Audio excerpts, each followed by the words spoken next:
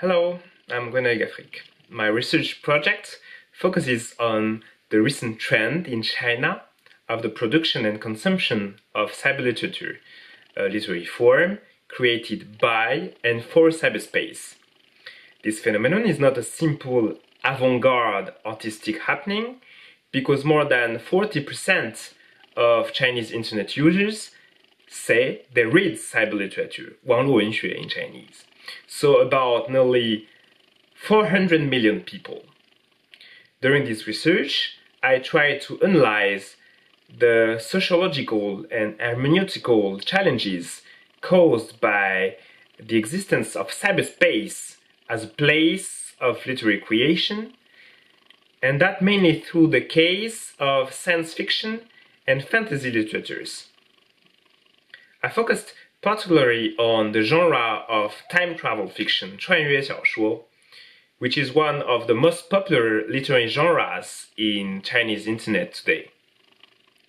I worked mainly on a series entitled 灵稿清明 that tells the story of different characters from the contemporary world who, by great coincidence, discover a way to go to the past.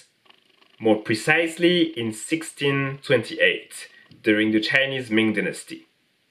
Together they create a country called the Aosong Empire, operating with a government based on the Imperial Roman Senate, which maintains diplomatic relations with the powers of that time in the region. The official author of this series, that began in 2009 and spans 7 volumes, is a cyber writer whose pseudonym is 吹牛者. However, we can define 灵稿清明 as a collective literary work. Its genesis began in 2006 on a forum dedicated to the Chinese time travel literary genre, and from a discussion between several forum users based on a hypothesis, which is the one at the start of the series itself. One of the forum users, 吹牛者, decided to compile these discussions, spanning several dozen pages, and make them the basis of his novel. But the original forum users, as well as other readers of the series, have not ceased since 2009 to make their contribution to the story, or even sometimes to become characters themselves in the narrative. In this sense, it is an interactive series, written collectively. There are also lots of derivative works and cultural products, such as fanfiction stories, manhwas, or video games, etc.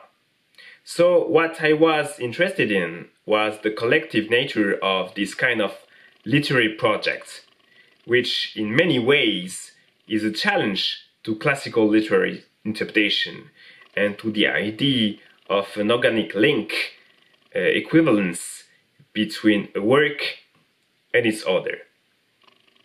I also looked at how the series, and more generally the genre of time travel, as well as the genre of alternative history fiction, 架空历史小说, can also produce subversive discourses in a context in China where the discourse on the past and history is extremely controlled.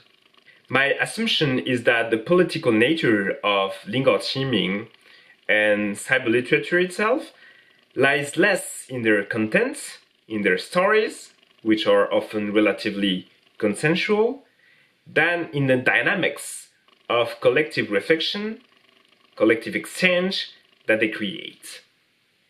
For the record, it is a hypothesis which obtained confirmation shortly after the publication of our collective book, China's Youth Cultures and Collective Spaces, where I write a chapter about 灵稿清明 series, because the series itself has been withdrawn from its platform because it has been accused of being historical nihilism.